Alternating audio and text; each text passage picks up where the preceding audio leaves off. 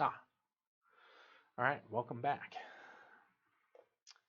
Okay, so let's talk about sort of this ideal of the perfect family. And, and this is something I think is kind of fascinating to think about, especially um, when we're thinking about modern American families. Um, what is the perfect family? What are the expectations? And how are those expectations transferred from one generation to the next, right? Um, so what is it, right? If we look at the American dream, okay, and oftentimes with the American dream, we get this idea of like, having a household, being married to one person, having 2.4 kids, having a cat or dog or both, right? And having this sort of suburban experience, right? That you can have a job that pays for all the things that you need, that house, that car, and then all the extra resources. And that sort of American dream sort of spawned itself back in the 1940s and 50s, and became sort of that goal to aspire to,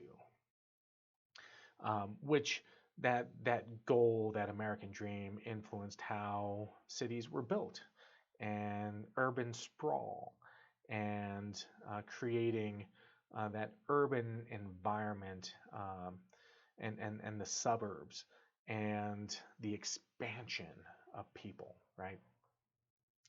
Um, but there's a lot of other things that went along with it, right? There's sort of this religious um, influence that went into it, right? Who should be married?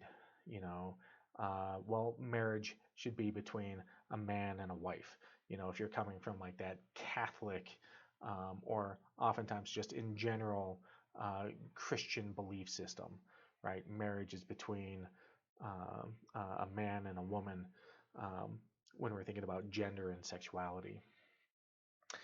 Uh, but that's changing, right? Our culture is changing, and looking at what is that perfect family, and that perfect family is starting to sort of uh, change and mold itself into something else because it doesn't fit sort of the wider range of American culture anymore.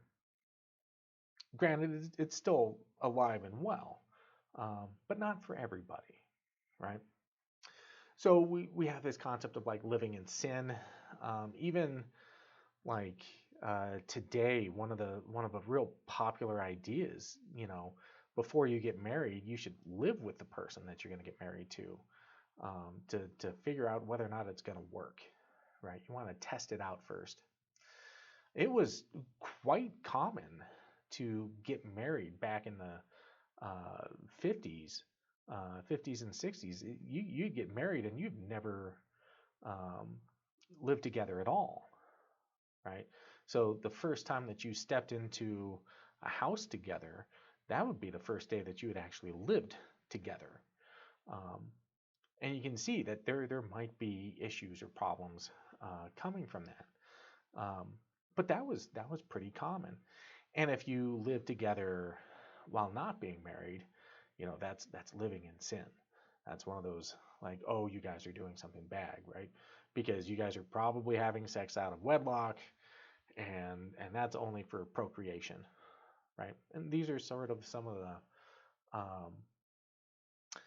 the part of the religious legacy that has been passed down from generation to generation, sort of the puritanical aspects of some of our origin, in this country that has persisted into modern day. Um, this living in sin also included if you were living with someone of the same sex and having that same sort of relationship. Um, Again, and that sort of cultural influence of living in sin actually had a huge emotional, um, sort of impact on different families and different groups. If you were doing that inside of a community that didn't believe in those practices, that didn't believe that you should, you could get ostracized. You could get kicked out of your community. If you were living in a interracial relationship, right? Um, you could be physically harmed, right, depending on that community. Let alone your family, whether or not they would approve of that kind of a relationship. And then things like blending families, having kids from previous relationships and marrying someone that also has kids, and blending those families together was oftentimes very difficult, especially for women um, in this country. If you had kids and were a widower, um, or especially if you were a divorcee, finding another relationship and another long-term relationship with a spouse was not easy, right? It was really difficult.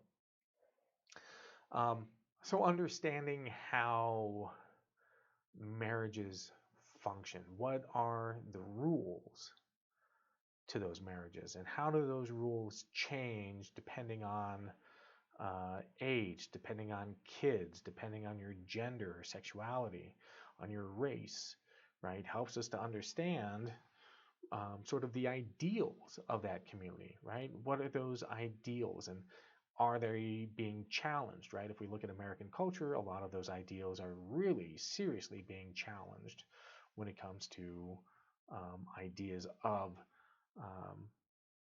of marriage and who it's appropriate to get married to, right? So, and this is definitely a generational thing, right, where this is taking place. Excuse me. Okay, continuing on. So we're actually at the end of this lecture. Um, so when we think about kinship, when we think about families, there's lots of ways that people relate to each other. Um, we don't all relate to each other the way that we grew up, right? Especially as Americans, we have a very distinct way of thinking about family, about who we should marry, when we should marry, um, the kinds of resources that we need, the reasons why we should find someone. Even the concept of even getting married today is in some ways losing traction. There's a lot of folks out there that are choosing not to get married. Um, and this is actually a worldwide event.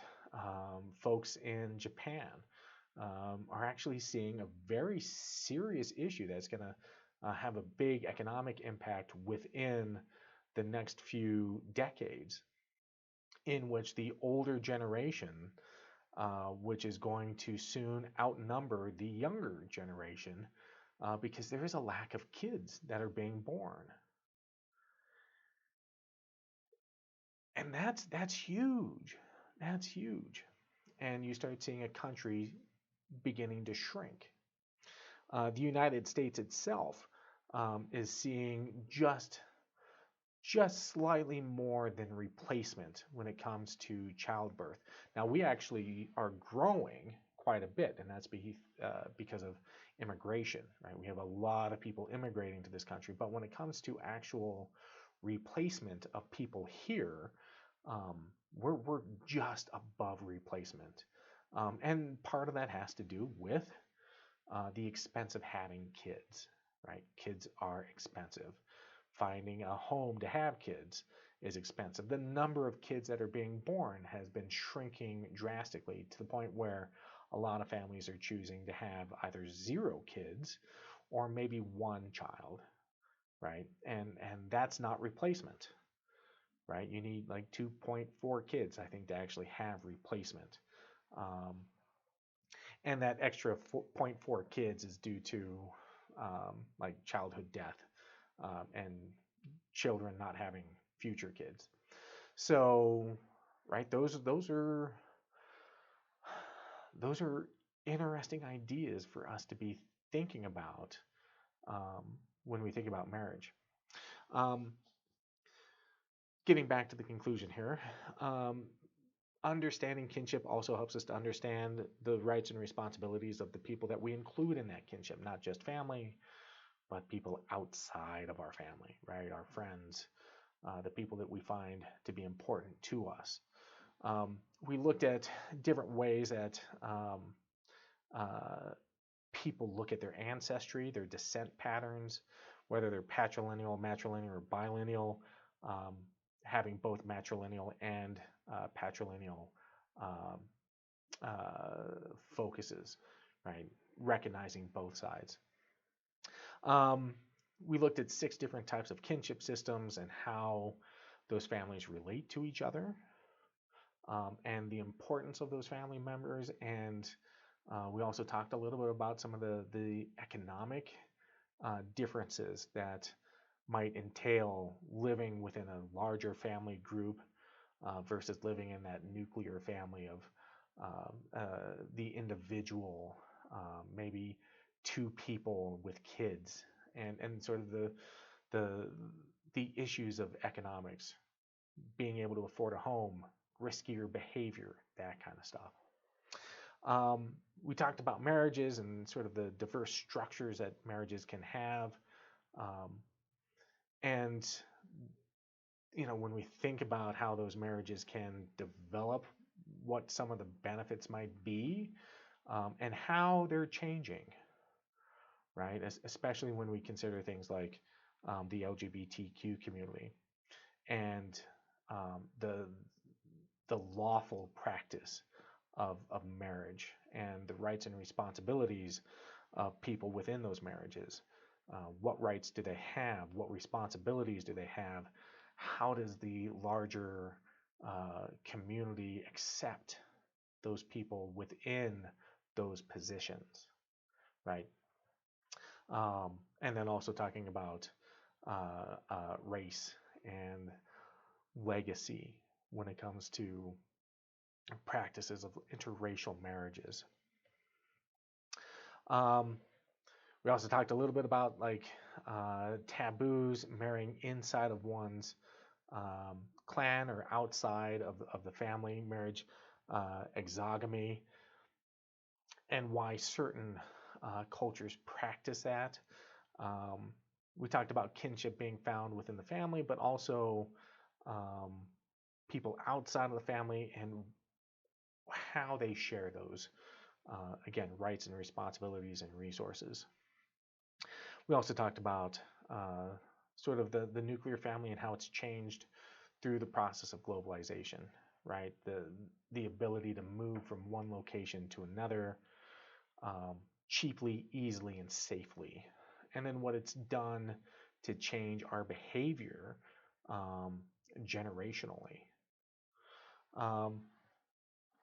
And then again, a lot about what we used to consider to be idealistic, American dream type stuff, and how things have changed based on our circumstances, and how that can actually have a huge impact on policy and on future connections to our resources, our economics. Um, and what does that mean for the next 20 years, right? What's going to happen next within our culture, and what are the issues that people are going to face within the next 20 years? Okay, so that's it. I think the thing to sort of remember about kinship and family is it is one of the most fundamental ways that we can understand individual behavior, small group behavior. And if we start to understand those things, we can start to see how people are going to interact with people in a large scale, right? If we understand the family dynamics, right, how people behave when they're in their household, we'll start to understand the importance of what they're going to do outside of that household, right? So, um, fundamentally, when we go in as researchers, if I go into a community, one of the things that I'm going to really try to understand is those family dynamics. What happens with that household? Who lives there? Who is the economic support system there? Who makes the decisions within that family? Who does the organizing? And how do they relate to their relatives and their friends? Um, who are the ones that have those rights and responsibilities? And are they kin? Okay, think about that. Um, that's it for now. We'll continue on with the next lecture, and we'll see you then. All right, take it easy.